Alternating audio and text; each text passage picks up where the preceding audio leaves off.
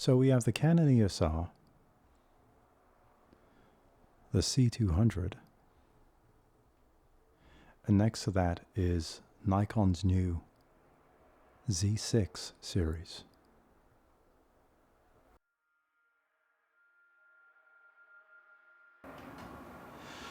Okay, this is shooting on both cameras and just trying to get a feel for what it would look like. And I see that my focus is still tracking my head on the C200, but this box has gone off me. On the EOS R, the box is still very much on me. So I'm tracking on both cameras now. I have audio coming into the C200 via an overhead mic. I have audio going into the EOS R via the built-in mic. And I'm not actually using this mic, it's not fired up.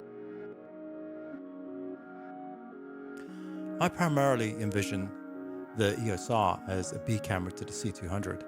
And the idea is that I'll be able to get, decent footage that is very easy to match in post against the larger C200. And if that can be accomplished, then I think it's a win. And I would think if that's the case, then I would highly recommend a EOS R as a lightweight, throw in the bag, backup / B cam to the C200. But I'm not saying that's the case yet. I won't know until I review the footage, but this is there for your benefit so you can see what's what if it actually works in that capacity. All right, I have all three cameras set up now and all of them are recording. We have the Canon. This is the EOS R, and the EOS R is right now running in 4K mode. I have a very wide lens on there, a super wide, a 10 to 18 millimeter. This is a f5.6 lens, but it's a variable aperture, so it's f4.5, I believe, to 5.6 variable. And right now it's in the 5.6 mode, which means I have to crank up the ISO all the way to 2000. The other two cameras are running at ISO 800 respectively. Also, everything else now is the same. So the color temperature is the same on all three cameras.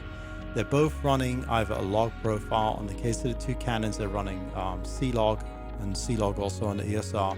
In the case of the Nikon, we are running in a flat profile because there is no facility to run a log profile on the Nikon unless you go to an external monitor, and that's not the purpose of this test. I'm not trying to find out, how it looks to an external monitor, because that, of course, is one more thing you'd have to carry. What I'm trying to find out is specifically how does it look internally to camera, shooting at the most flexible setting it can have in camera.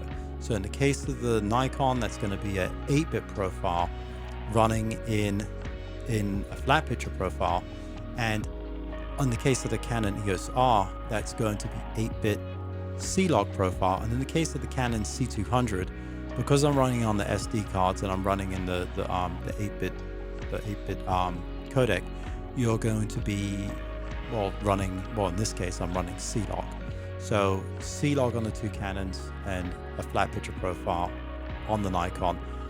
Here's an idea of how wide I can put my hands apart and still capture it on the EOS R with this lens. This is a very wide lens. This is what you consider super wide, a 10 to 18 millimeter. And if this was shooting in full frame mode, I'm quite certain it would be extreme fisheye effect and not very pleasant to look at.